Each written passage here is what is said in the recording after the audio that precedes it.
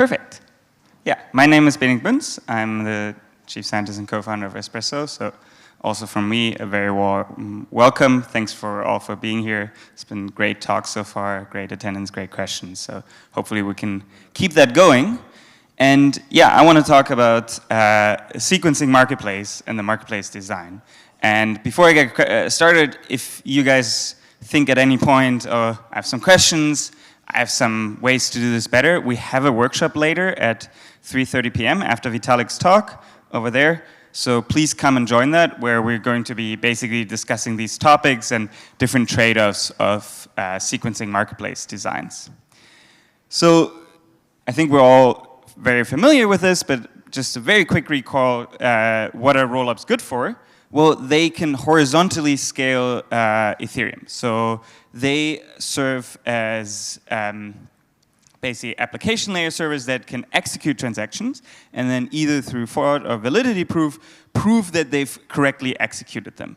And the idea is that these servers are more powerful and they enable very weak nodes to efficiently, for example, a smart contract even, to verify that what they did was correct. And this has several advantages. These powerful nodes can you can outsource the computation, but it also allows you to shard the computation. So for example, if one application or one rollup is really congested, other applications don't necessarily suffer from this. And one important role here is this so-called this server here, which we call a sequencer. And the role of this sequencer is to determine the rollup locks. So users will submit their transactions to the sequencer, which then creates a summary, a state update, and a proof, which it then publishes to the Ethereum network. So today, rollups run isolated sequencers. So each one has their own sequencer. It's an isolated, it's centralized, I think, essentially for all of them. And this has several drawbacks, and I think we can just refer to Justin's talk for most of them, but in general, this reduces the interoperability between apps across rollups. This is very limited. You can still bridge, but that has a very high asynchronous cost, and Justin sort of just laid out all the benefits of pure synchrony, but even today, the asynchrony that we have is really, really slow. It can be up to a week. It also leads to significant liquidity fragmentation. If I have some marketplace or some DeFi protocol on one rollup, it can't access the liquidity on a different rollup. So the solution that we're proposing, and what I really want to talk about today, is to design a marketplace to sell the sequencing rights. So instead of each rollup having their own centralized dedicated sequencer, how about we sell those sequencing rights? And the core insight here is that if we have one joint marketplace, then these bidders here, so the people doing the sequencing, they can buy the sequencing rights for one specific slot, and not just for one rollup, but also for multiple rollups. So as a party here, as one of these bidders, I can buy the sequencing rights for, say, I don't know, Arbitrum and Polygon at exactly the same time. And then I become the ad hoc shared. So let's see how this happens. Whoops, OK. Let's see how this happens. So then here, this one rollup bought 3 sequencing rights at exactly the same time. And importantly, one caveat, we just heard Ed's talk, this doesn't just have to be for pure sequencing rights. That's sort of the simplest thing to think about. But you could also just sell, for example, the priority lane controller or some other sort of special rights in exactly the same marketplace. And what this enables is exactly this ad hoc shared sequencing. So if I've bought the sequencing rights for 3 rollups at the same time, then I temporarily become the shared sequencer for all of these rollups because I control the state for all of these rollups at exactly the same time, right? I have full control of the state, and this enables me to make synchronous statements. It enables me I can create the super block, so I can, for example, give atomic execution guarantees. I can tell you that 2 transactions will execute on both rollups in exactly this way and have exactly this effect. No ambiguity about it. And this can give you all of the benefits, sort of at least ad hoc, that Justin was mentioning.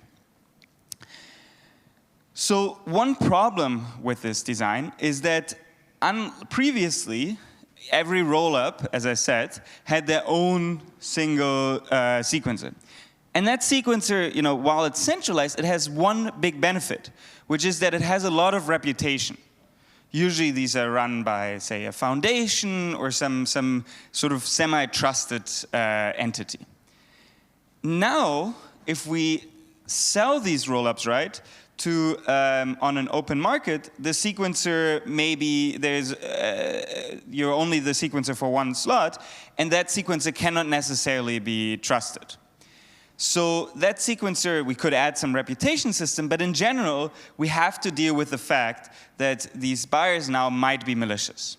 So let's analyze what these buyers could do. Well, say I have a malicious buyer buying the sequencing right for one block. Well, let's first look at what they can do. They certainly cannot steal funds or block transactions forever. Why can't they steal funds? Well, they still have to submit the execution proofs, so the fraud proofs or the validity proofs. So if they stole funds, that mechanism would catch it.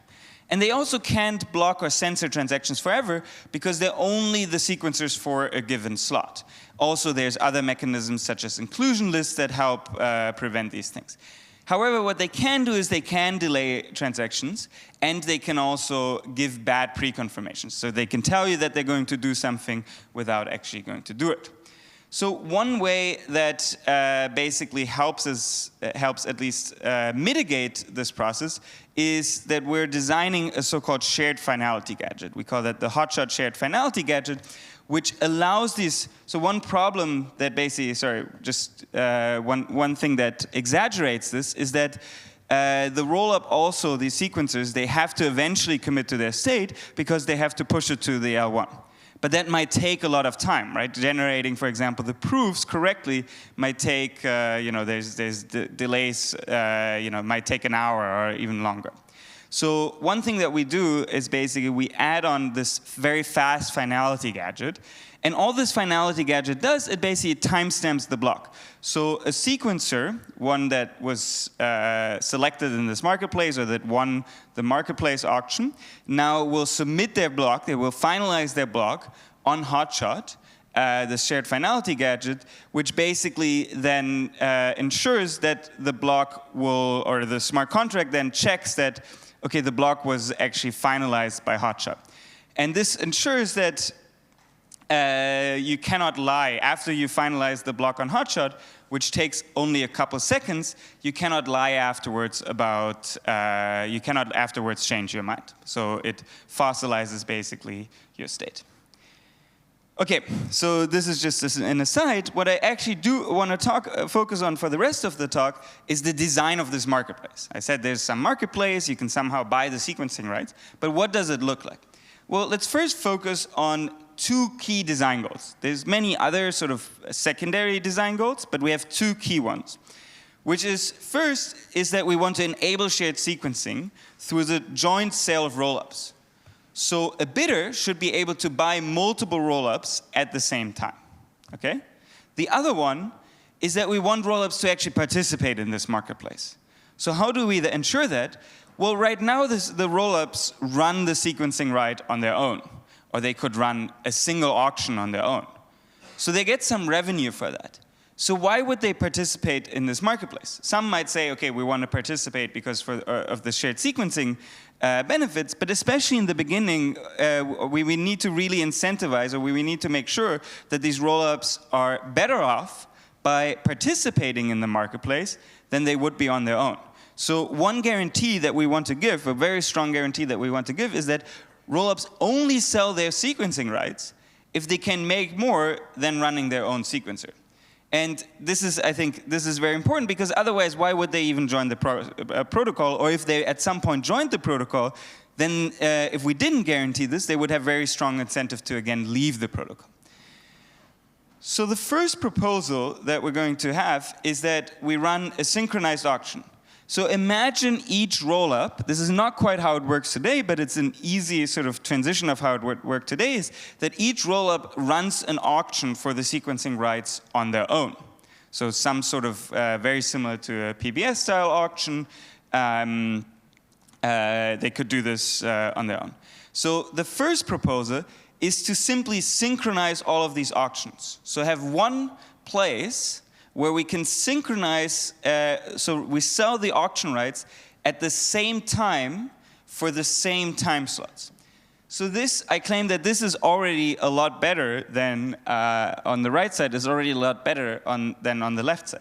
Why is that? Well, if I now can simultaneously bid on two roll-ups, I might know that, okay, you know, if I control roll-up A and B, or A and B at the same time, I can extract more MAV, or I can give sort of shared pre-confirmations. I have some sort of economic benefit from controlling two roll-ups at the same time.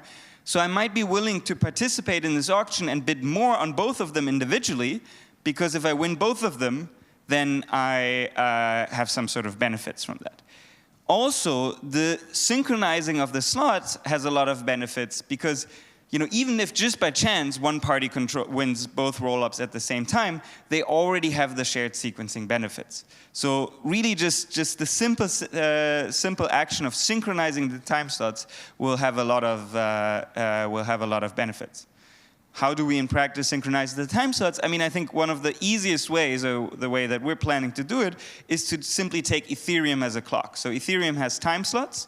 You know, there's 12 seconds clocks, and if we just simply say we're going to sell the sequencing rights for exactly the same time slots, then we get the same benefit. And this has one additional benefit, which is that in the long, short, or medium term, the L1 proposer can actually participate in this auction, or we can somehow give it some special ways to participate in this auction. We can talk about this more in the workshop, but that's a very interesting sort of area.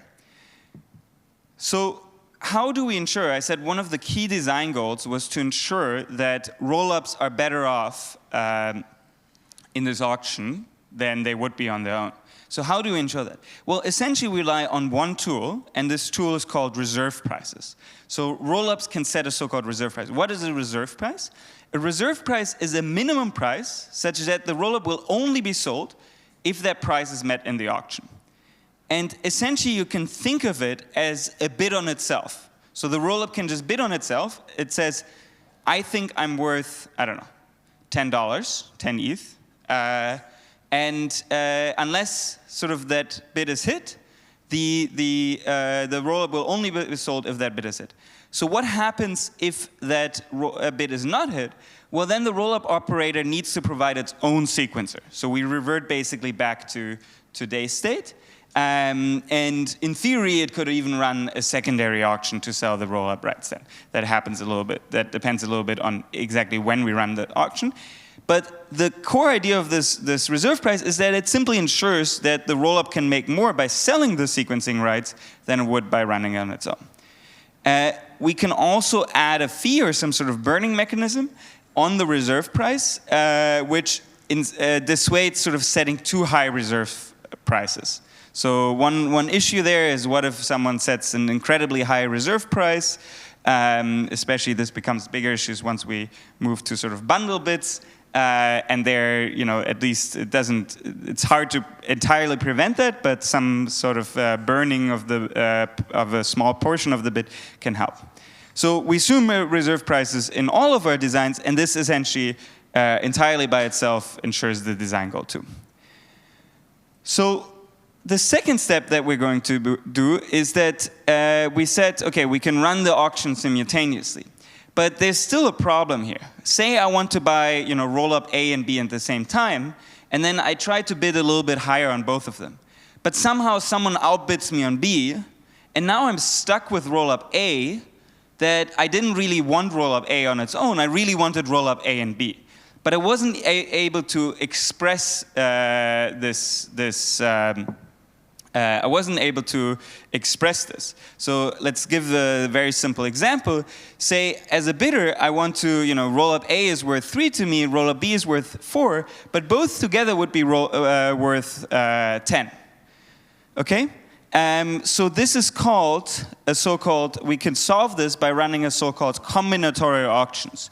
So here bidders are allowed to not just express their preferences on individual roll-ups, but also bundles of roll-ups. So I can say, I want this set of roll-ups and I'm willing to pay X for it. One question that comes up in this design is, how do we now, so now we also allocate the roll-ups based on the bundles. So we look at all of the bids, and then we split the roll-ups according to these bids in a way that maximizes the overall, the sum of the total bids. Okay? So one question that comes up though, now say roll-up A, B, and C have been bought together, or A and B have been bought together for 10. Well, how do I split the revenue, right? How do I say, do I say just, okay, roll up A and B got bought together for 10? Do I give 5 to A and 5 to B? Do I give 6 to A, 4 to B? How do I split it? It's not very clear sort of intuitively.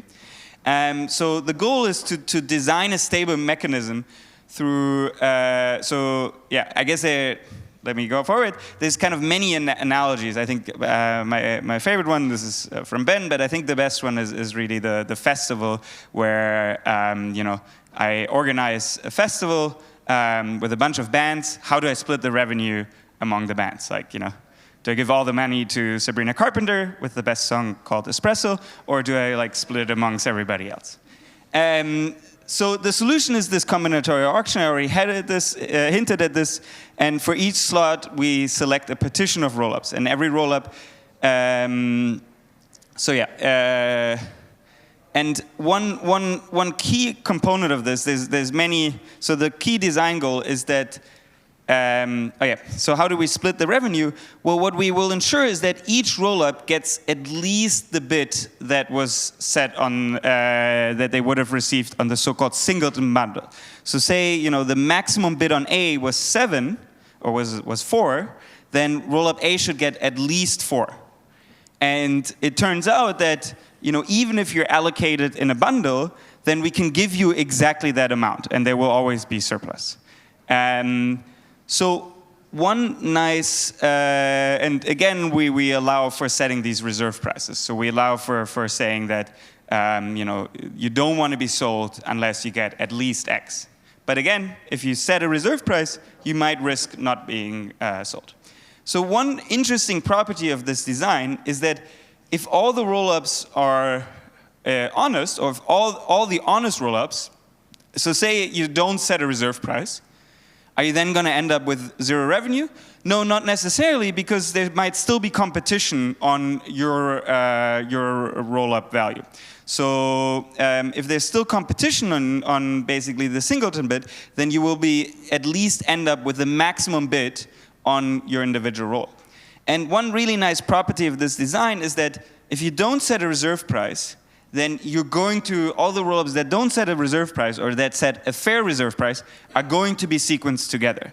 Why is that? Well, because there's this very reasonable assumption that controlling 2 roll-ups is more valuable, that the roll-ups are complements. So controlling multiple roll-ups is more valuable than controlling the individual roll-ups. So bidders should be willing to bid more on the complement, even if it's just slightly more. They should be willing to bid more on the complement than the individual roll-ups. Okay, there's 2 more issues that I just want to very quickly touch on, and we can discuss them in great detail at the workshop, which is when to run the auctions. So there's really 2 proposals. One is that we run the auction very ahead of the block, so let's say a day before or an hour before. So this is very similar to execution ticket, or we run them just in time, similar to PBS, so while the block is created. And there's benefits to both of them. One is that the main benefit of ahead of block auctions is that it allows for censorship-resistant bidding. So you can submit your bid and you can reach consensus on the bids, so everybody will know and agree, and there will be no ambiguity about who won the auction. And if you don't have that, then you risk basically some malicious behavior, which includes some sort of side payments and faking the auction result. The other benefit, the problem with the ahead of block auction is that how do you form your bid? Well, you don't actually know what the block content is, so you can only bid on the expected value. But this might be very hard because you don't actually know what the block is going to be worth, right?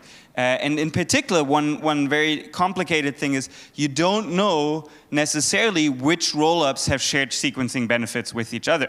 You might see, like while the block is being constructed and all the transactions are there, you might very well see that the two rollups have, there's a lot of shared MEV across them, or you can give very valuable pre-confirmations, but ahead of time this might be difficult to see. So one solution to this is that we can simply run both auctions. So we can run an ahead of time auction to sell the sequencing rights from the roll-up operators, use that to redistribute the revenue, and then they can resell it in sort of a secondary auction just in time. But again, this is something that we can discuss later. The one final thing that I want to very quickly touch on is the multi-slot MEV problem. This is a very difficult problem, which is that basically if a malicious builder controls multiple slots, then they can delay transactions, right? Because they know that they also control the transaction in the next slot. Why is this a problem?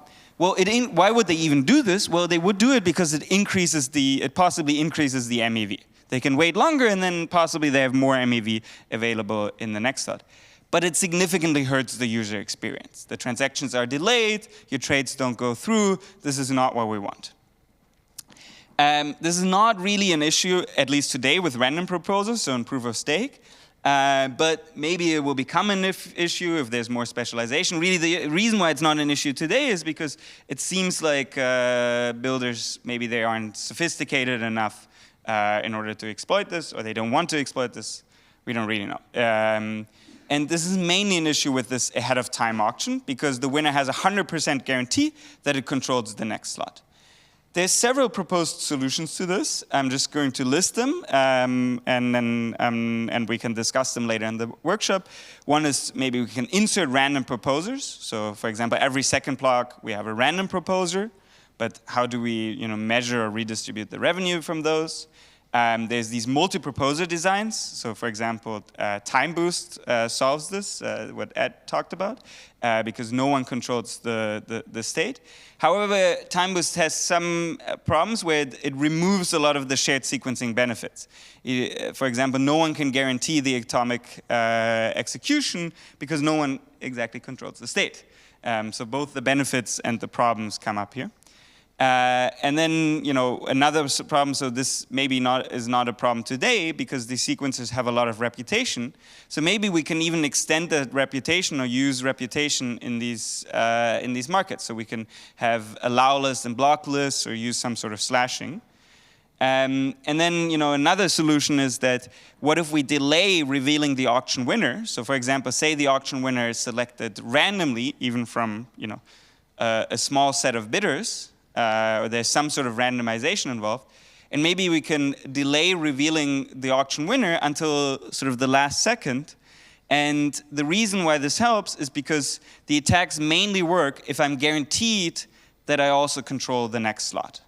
So that might be an interesting solution. But again, you can follow us on Twitter, but you can also read a lot about our market design. We wrote a long blog post on this. I hope if you Google Espresso Systems market design, you will find this. And also you should join the workshop later today. Thank you very much.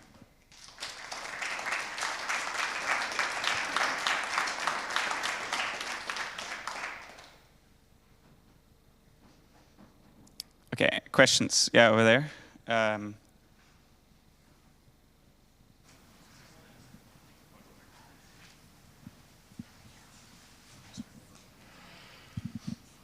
Hi, thank you. Alejandro from Scroll. I was wondering so suppose there's this rollup that opts in to the share sequencing of Espresso, but then it doesn't sell the sequencing rights.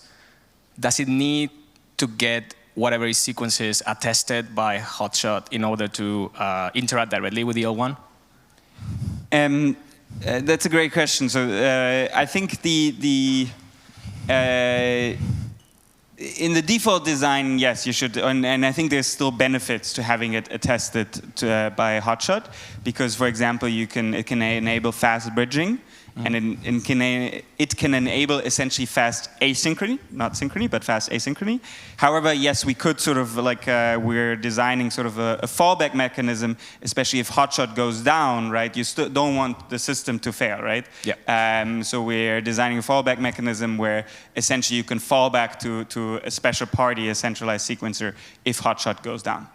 Yeah, great. And one other question on the auctions, you ran some other instance of some kind of like meta consensus in order to agree on the auctions, or? So this is the auction. So the ahead of time auction will use Hotshot as the consensus. Yeah, no. So the ahead of time auction, for example. So some people are bidding on sequencing rights. Yes. How do you agree on who wins? I mean, it's all the bids are. This is why it's important to have sort of in the ahead of time auction. It's very easy. You just have the bids, and everybody can just verify what everybody knows what the bids are. So it's a deterministic function to compute what the allocation was, what the highest bid was. Right. There's ways to like make this efficient. Someone can just basically propose, like, this was the winning auction. It's computationally hard to compute who the winners are in a combinatorial auction. So someone can just say, like, oh, this is the winning, allocation.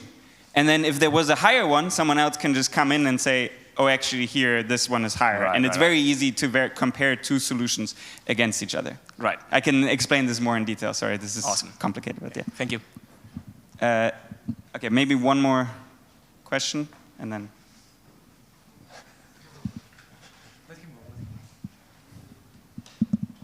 How dynamically can you set the reserve price?